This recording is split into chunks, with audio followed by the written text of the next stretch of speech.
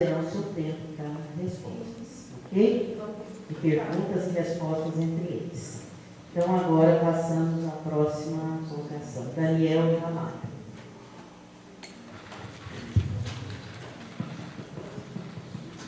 Daniel Ramalho, aluno de Geografia.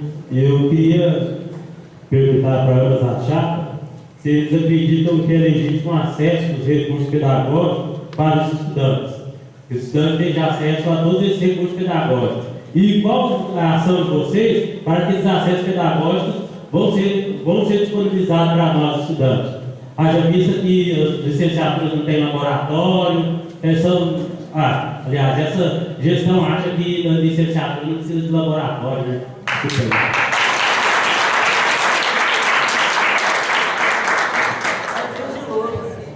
Olha, quando o nosso slogan é o UFTM, somos todos nós estamos pensando no conjunto da UFTM.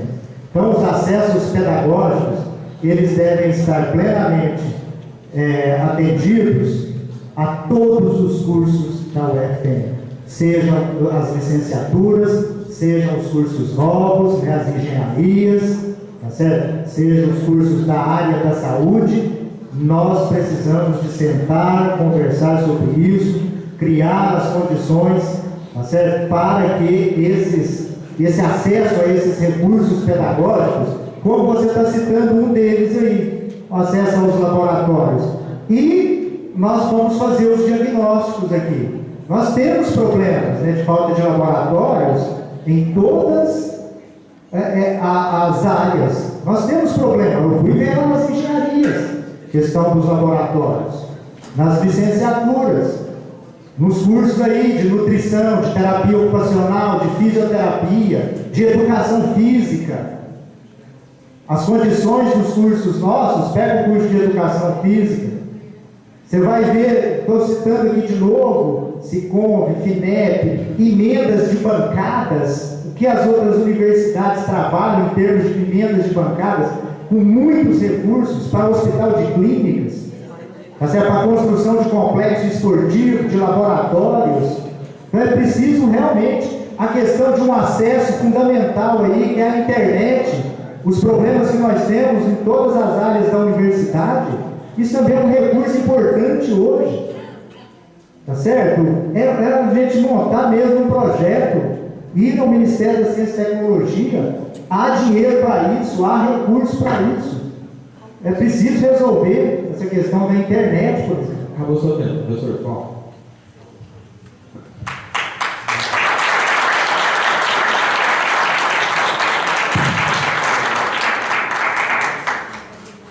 Nós valorizamos as licenciaturas. Eu e o professor Luiz Fernando temos na nossa proposta ações possíveis de serem implementadas para a valorização, que já acontece sim, nós não podemos negar que isso acontece. Existem laboratórios de ensino, existem laboratórios que talvez não atendam ainda a completa necessidade, mas como a universidade deve estar sempre em constante construção, o nosso papel enquanto futuros gestores é continuar proporcionando as condições para a boa qualidade do ensino, da pesquisa e da extensão. Realmente existem recursos em várias fontes, é necessário bons projetos. E mais uma vez, pensando na coletividade, não é a reitoria que deve elaborar isoladamente bons projetos. Esses projetos devem partir das áreas, identificando e mostrando suas necessidades, para que, de uma forma técnica, a gente possa, sim, buscar esses recursos, justificar e argumentar sobre as necessidades desses recursos. Então, a nossa proposta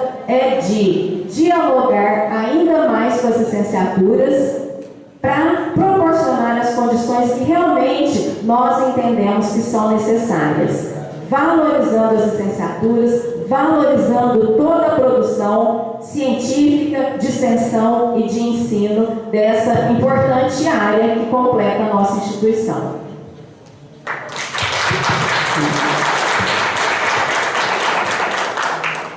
Luiz Fernando.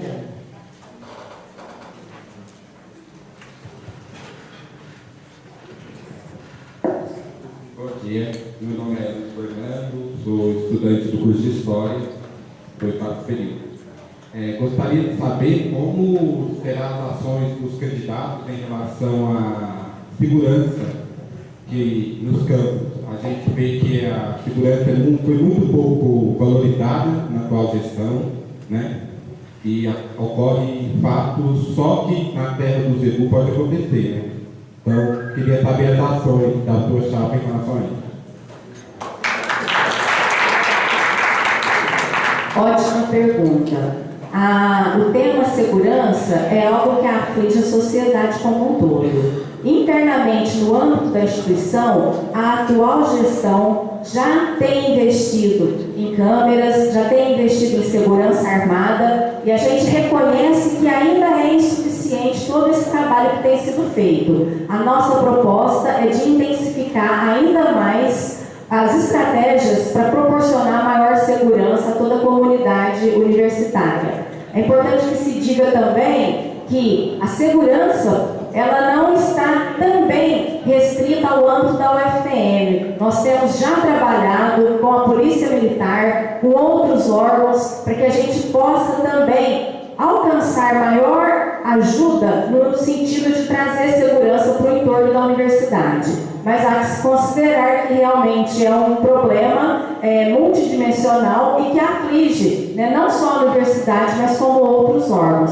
Mas no que nos compete, já tem sido feito e iremos intensificar a questão da segurança armada, a questão das câmeras, a questão do ponto eletrônico e outras iniciativas que possam contribuir para maior segurança nas nossas unidades.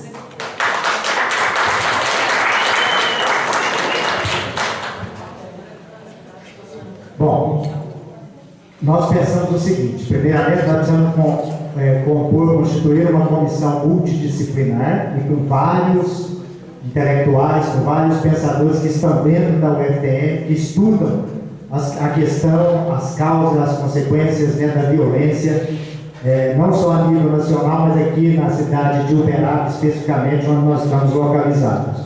E a partir dessa comissão interdisciplinar, nós dialogarmos e sentarmos com a Polícia Federal e formar mesmo, construir um plano de segurança, tá certo? Com a Polícia Federal, com a Prefeitura, com a Polícia Militar, com a Polícia Civil, com a Guarda Municipal e, a partir também desse trabalho dessa comissão interdisciplinar, nós fazemos todo um trabalho de educação. Porque aquele entorno ali precisa ser repensado do centro educacional. Mas hoje nós temos também um problema sério com relação ao Univerde. Todo problema não só relacionado ao transporte, mas à segurança. Mas um está integrado ao outro. Se a gente avaliar bem, tanto a questão do transporte, da iluminação, das condições de acesso, do processo de vigilância que deve permear a universidade, isso tem que ser pensado e pensado rapidamente, né? Então a gente precisa ter um plano de segurança que nós consigamos atacar as questões de curto prazo, de médio prazo e de longo prazo.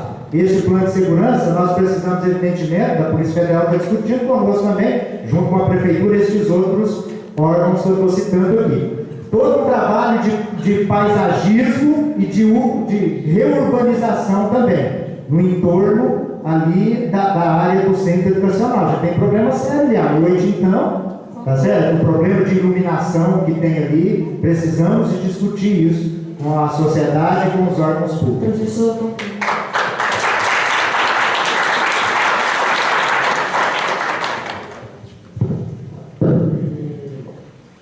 Anderson Pereira dos Reis. Bom dia a todos, eu sou Anderson, sou acadêmico de Geografia da Universidade Federal de Triângulo Mineiro. E a minha pergunta são para os dois candidatos com relação ao projeto do campus da licenciatura na Univerde, porque tem 2 anos que eu estou na universidade e eu escuto uma conversa de que o reitor quer expulsar o pessoal da licenciatura do CE. Eu gostaria de saber, aliás, eu fiquei sabendo também que existe um projeto por parte do IELAX, que é o projeto da construção do campus da Univerde. Eu gostaria de saber se esse projeto existe. Se ele existe uma demanda real, porque com as novas construções, essa demanda talvez poderia ser sanada em partes, e se há uma lógica na ida do pessoal da licenciatura para a Universo, que há muita resistência do pessoal da licenciatura. E também a comunicação, porque por parte do ELACS não houve nenhuma comunicação com os alunos.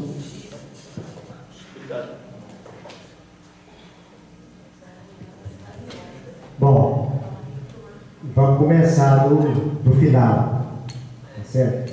O IELACS tem representantes dos alunos, inclusive do curso de Geografia, tá certo? Nós discutimos não só de forma ampla, mas exaustivamente a construção de um projeto. Eu já mandei esse projeto para todos os membros do IELACS. Todos os docentes do curso de Geografia têm conhecimento do projeto, que nós discutimos com a reitoria, tá certo? Porque montamos uma comissão de espaço físico dentro do IELACS e reivindicamos insistentemente da reitoria que nós precisamos ter os nossos espaços. Sabe por quê? Fizemos o levantamento. Sabe quantos metros quadrados o IELACS ocupa hoje? Tudo, de salas, docentes, de laboratórios, 740 metros quadrados. Este é o espaço do IELACS. Tá certo? Portanto, e esse projeto tem sido discutido no IELACS de forma democrática, tá certo? De forma democrática e muito democrática. Você está convidado a analisar o projeto, a fazer sugestões. E nós entendemos também que a construção lá precisa ser dialogada, precisa entrar no processo do plano diretor da universidade. Certo? É fundamental isso aí. Nós já estivemos lá, já olhamos uma área, tá certo? Lá na Univer, porque nós entendemos que a universidade precisa de crescer para lá. Aqui no Abadia está saturado todo o espaço. O problema de transporte, de trânsito, de movimentação das pessoas é muito grave aquilo ali. Então, para onde a universidade vai? E aí nós precisamos de uma série de detalhes aí, importantes, como laboratórios. Pode ver um curso de geografia. Quais os laboratórios que nós temos e quantos laboratórios nós temos? Professor assistente.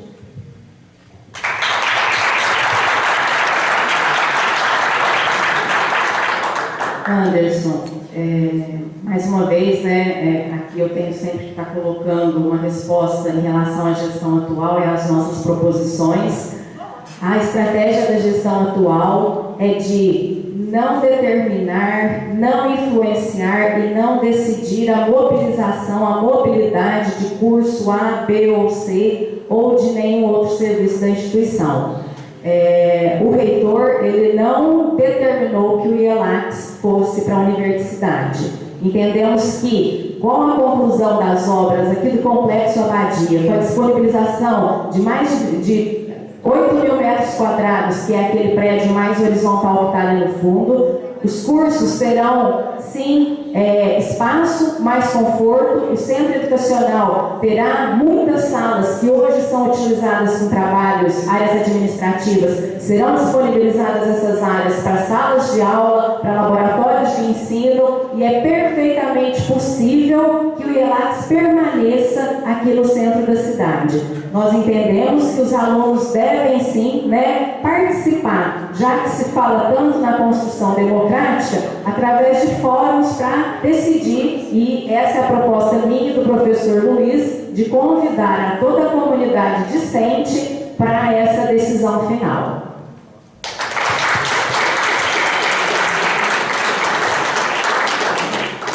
Próximo é Roberto Brandt.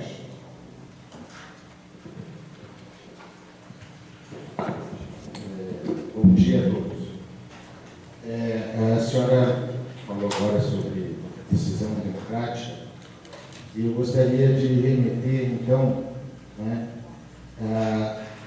ao que o Fabrício falou, ao que foi falado agora há pouco, sobre a implantação da EBSER. Gostaria de saber a opinião dos dois, como se deu esse processo. Gostaria de saber também se isso passou pelo Consul, já que, remetendo à pergunta do Fabrício, e as respostas dessa pergunta, que há um respeito a todos os órgãos, aos conselhos da universidade. essa implantação, na minha maneira de ver, foi emblemática. Não porque foi necessário ou não foi necessário, mas da maneira como a discussão mas como se deu essa discussão e se ela foi, na opinião dos dois, democrática? Bem, como eu já disse, discutir a EBSER aqui em 2 minutos é um tanto quanto curto.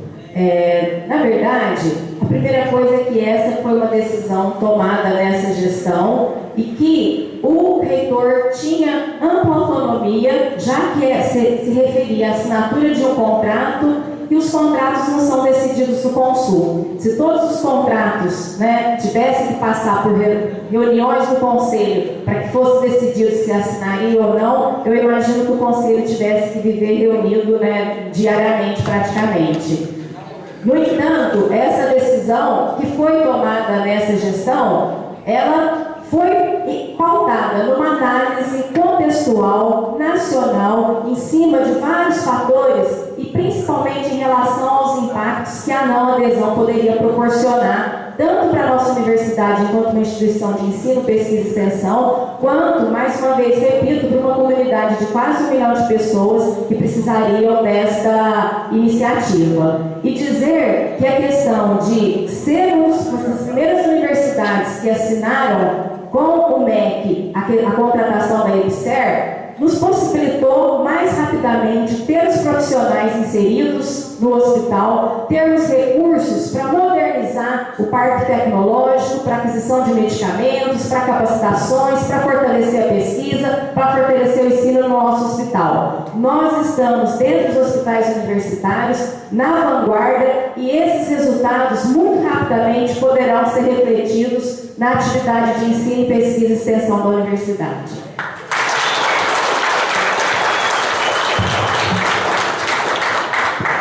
Só rapidamente, Anderson, eu vou só reconceituar. Nós não temos um projeto, nós temos um anteprojeto. Foi um desenho, tá certo, do Trajano, Paulo Trajano, arquiteto, fez, foi apresentado no ELACS, e nós definimos no ELACS que nós faremos assembleias com todos, para definir qual será o projeto. Tá certo? Aí é o seguinte, nós vamos fazer ainda, tá certo? Porque nós estamos em discussão, conversando. Tá? A questão da implantação da EBSER passou pelo Consul, não passou pelo Consul, tá certo? Não houve uma discussão ampla e profunda. Vejam os noticiários, entrem nas páginas do sindicato, de representantes dos docentes, do Andes, vocês vão ver o que ocorre nas outras universidades. Debates intensos, discussões, questionamentos, correto? Para vocês terem uma ideia, o próprio Conselho Federal de Medicina se posiciona contrariamente à EBSER. Ela foi questionada, está sendo questionada com ação direta de inconstitucionalidade no Supremo. Então, é preciso refletir como é que uma questão tão séria como essa não tem que passar por uma discussão. E outra coisa também, não é simplesmente, se for passar tudo pelo Consul, trata-se de uma questão essencial e determinante para a vida da universidade. E isso tem que ser discutido necessariamente.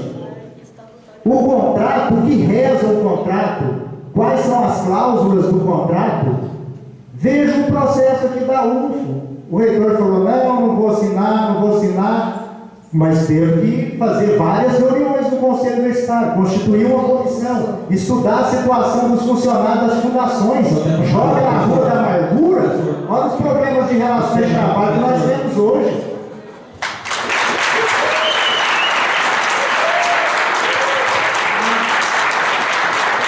Daniela Fernandes.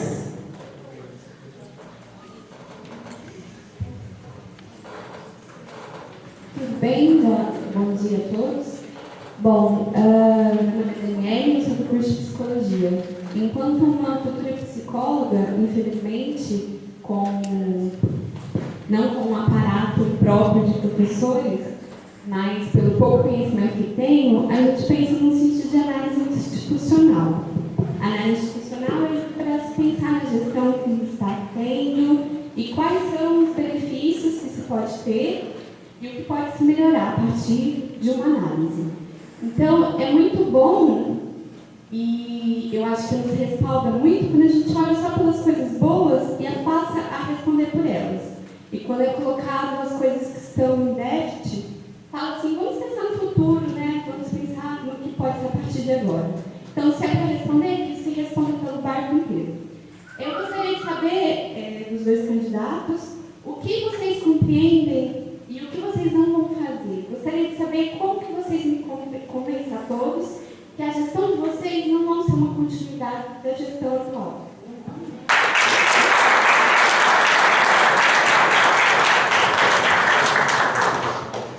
Bom, o nosso próprio programa, a partir do diagnóstico que nós fizemos e as dificuldades e os problemas que encontramos, então ele já deixa claro que nós não temos, tá certo, em mente prosseguir, muito pelo contrário, prosseguir, né, como tem sido gerida a coisa pública pela atual gestão, absolutamente.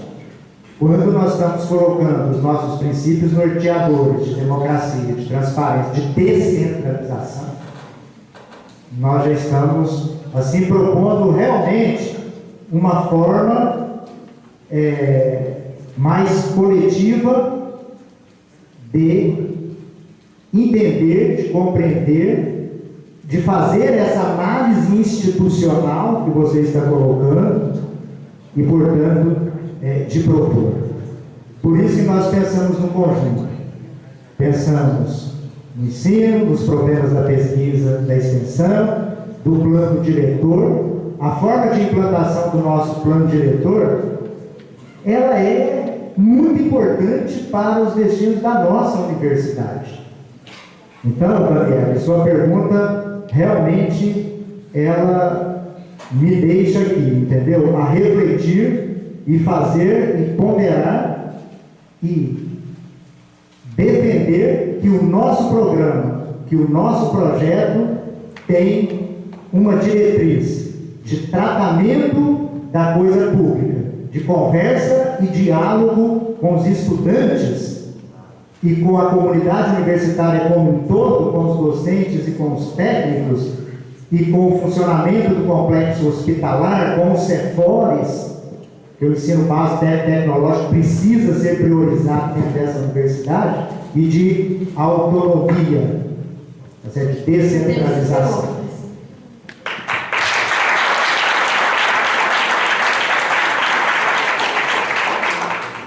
Eu entendo até que talvez a pergunta tenha sido direcionada mais específica para mim, quando você fala de continuidade, uma vez que eu faço parte da atual gestão, dizer que uma pessoa não é a mesma pessoa sempre, uma gestão não vai ser a mesma gestão sempre. As pessoas mudam, o contexto muda, os estilos são diferentes, as formações são diferentes, as perspectivas são diferentes, as necessidades, o mundo caminha, o mundo evolui e as pessoas dessa maneira evoluem juntos. Então, na nossa intenção, eu e o professor Luiz Fernando, nós temos uma proposta nossa, uma proposta que foi construída ouvindo a diversos atores da comunidade, analisando as situações, analisando instrumentos gerenciais, dados da instituição, e fomos capazes de perceber, com base nessas informações coletadas junto à comunidade, de quais são realmente as necessidades. E é importante também, um gestor universitário, ele tem que ter, sim, habilidades técnicas, conhecimento administrativo, conhecimento de gestão, experiências prévias, conhecimentos vários, ele tem que ter discernimento para tomar as decisões, conhecer o processo científico de tomada de decisões, buscar subsidiar essas decisões com informações vindas da comunidade. E essa é a nossa proposta, de fazermos sim uma gestão aberta, uma gestão participativa, onde as pessoas serão mais ouvidas nessa instituição. Então essa é a nossa proposta. Nós temos já um diagnóstico que poderá ser enriquecido assim que eventualmente a nossa chapa seja vencedora e a proposta é de construção coletiva.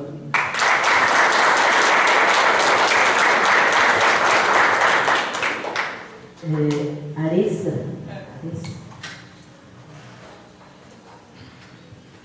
Boa tarde, meu nome é Arissa, sou estudante de psicologia.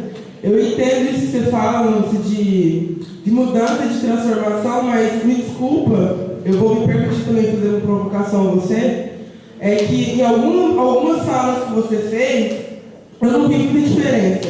Ao falar que houve o processo lá da Polícia Federal, porque os alunos começaram a ter intervenções de privado no público, mas e a fiscalização dessa casa que está há 4 meses, que também virou uma coisa privada, sabe? Então, assim, defender a quem? E fiscalizar quem, sabe? E a minha pergunta é uma coisa que ainda está muito dolorida nos estudantes mesmo, sobre o movimento estudantil. Onde você estava e qual vai ser o seu posicionamento depois, caso aconteça, né? Se você for para a reitoria. E essa pergunta vai ser direcionada para você também, Fábio. Qual vai ser a relação, o posicionamento e o olhar dos...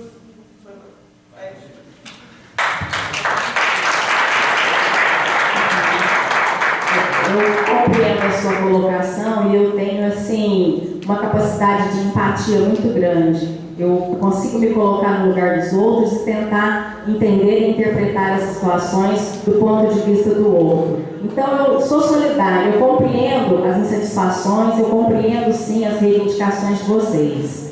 Eu estava, no primeiro dia do manifesto, sentada na escada do centro educacional, no meio de um grupo de alunos, já bem no início dos manifestos, onde foi possível responder vários questionamentos e me comprometer com vocês que no dia seguinte vocês estariam reunidos com o reitor. E assim foi feito. No dia seguinte ele estava em sala de aula recebendo todos vocês. Em outros momentos, realmente a gente teve que se dividir. Ele, enquanto reitor, enquanto uma pessoa à frente da administração, deveria estar negociando e conversando com vocês. E nós temos, outras tarefas também para ser desenvolvida enquanto na condução de uma universidade. Mas o diálogo sempre foi contínuo, por mais que fisicamente eu não estivesse em todas as reuniões que aconteceram, nós estávamos sempre conversando. E também nós estamos aqui para pensar em futuro, para pensar em propostas futuras. E eu acho que já ficou muito claro que na nossa gestão, caso assim aconteça,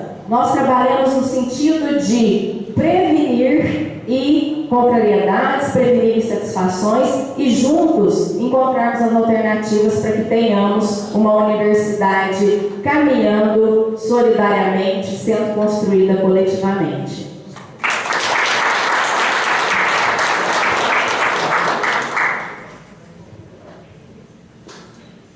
Bom, numa reunião do colegiado do IELAX, houve uma solicitação dos estudantes para participarem da reunião e informarem o que estava acontecendo. O espaço foi aberto, foi dado, os estudantes se manifestaram e o colegiado definiu unanimemente por elaborar uma nota, uma moção de apoio. Foi publicado. Inclusive até solicitei que fosse posta na página da universidade, mas a nota não foi publicada na página da universidade, uma moção de apoio. Por que foi feito? De que forma? E nós deixamos bem claro que nós apoiamos as manifestações pacíficas, criativas. É isso que nós apoiamos. Justas, pertinentes do movimento estudantil. Então a gente deixou isso claro numa nota assinada pelo colegiado do Instituto. Essa é uma posição importante dentro de uma universidade. E nós gostaríamos muito que a nota tivesse sido publicada na página da universidade. Isso era fundamental. E uma nota respeitosa, de todas as formas respeitosa. Certo? Disse assim, como foi judicializado, disse assim, quando eu tive a notícia que a universidade, a reitoria tinha entrado na justiça um pedido de reintegração de posse. Disse a um dos pró-reitores, falei, faltou mais diálogo aqui neste momento agora. Não precisava ter isso. Não precisava ter partido, né, para essa ação. Chame os alunos, faça um trabalho educativo com relação àquilo que foi colocado nas paredes. Chame os estudantes. Como é que nós podemos agora refazer, deixar aqui?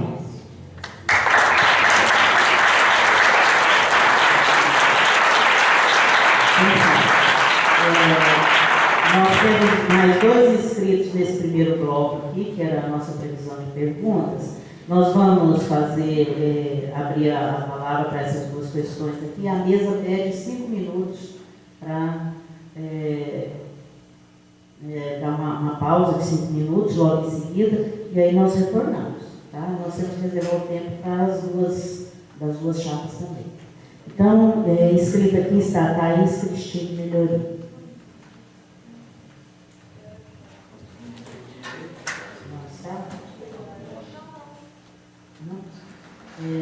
Joaquim Ribeiro.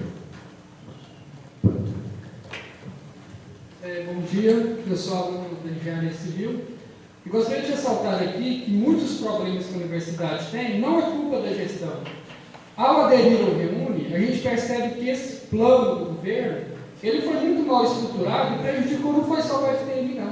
Teve universidades criadas pelo Reúne que passou 2, 3 anos tendo aula em container. E você vem me falar que essas aulas em container é por culpa do reitor dessa universidade? Não é. É culpa de uma má gestão do governo petista.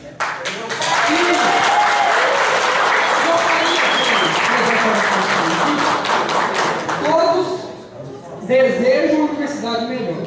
Movimento estudantil, DCE, porém, os meios com que isso acontece não tem o apoio de todo mundo, não. Essas intervenções artísticas que foram realizadas no CE, tem muita gente contra. Então, quero saber se é coerente o diretor do IELAX apoiar essas intervenções artísticas quando a maioria docente reprova essas intervenções.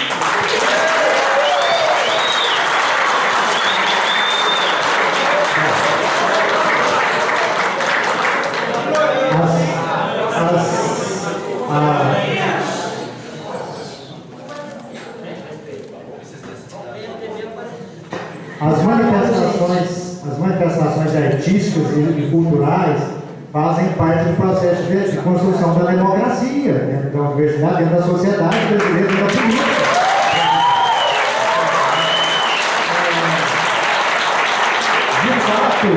De fato, nós vemos e assistimos vários problemas relacionados ao Reúne. Tanto é que nós fizemos uma greve, foi a maior greve, praticamente, da história da educação brasileira, nas barbas do governo do PT. Fizemos uma greve e identificamos vários problemas, não só com relação à política nacional, às políticas públicas de educação, mas com relação à gestão também, atual. E isso foi discutido e foi feito um documento que consta de uma chamada pauta local de reivindicações. Acabou a greve, nunca mais, entendeu? Nunca mais se sentou para rever os problemas, para implementar o plano diretor da universidade. É verdade que tem várias universidades com problemas. E é verdade que nós temos várias também bem administradas, bem geridas. Aí nós precisamos de olhar para a realidade e compreender essa realidade. Ora, para isso é preciso a gente sentar de novo, discutir esses problemas. Se isso não ocorrer, nós não enfrentamos de cara esses problemas. Botar as cartas na mesa, jogar limpo com relação aos problemas que nós temos, propor soluções, e que essas soluções tenham o apoio da comunidade universitária como um todo.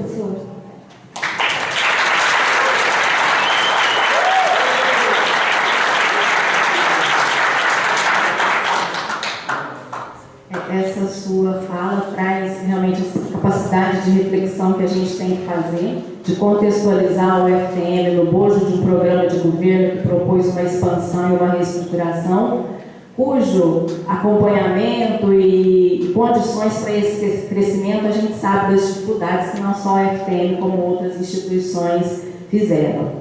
Em relação ao apoio, né, às manifestações, eu entendo que é importante sim, especialmente os estudantes, eles têm as suas expressões, é necessário, né, que eles tenham espaços para manifestar as suas expressões, as suas ideias. Contudo, nós temos sempre que lembrar que nós estamos numa coletividade e que muitas vezes, em nome da democracia, um grupo pequeno toma decisões em detrimento à opinião de um grupo muito maior. Então, na nossa gestão, eu e o professor Luiz Fernando propomos sim construir espaços onde a manifestação artística, cultural dos estudantes possa ser manifestada de forma a não provocar em toda a comunidade reações também de desaprovação, de desacordo. Então, de uma maneira compartilhada, discutida e até consensuada, decidirmos aonde são os espaços mais adequados para essa manifestação artística e cultural. Lembrando que a universidade é uma coletividade composta de mais de 8.000 pessoas. Bom, então a mesa propõe um intervalo aí até às 11h05, exatamente às 11h05, ok?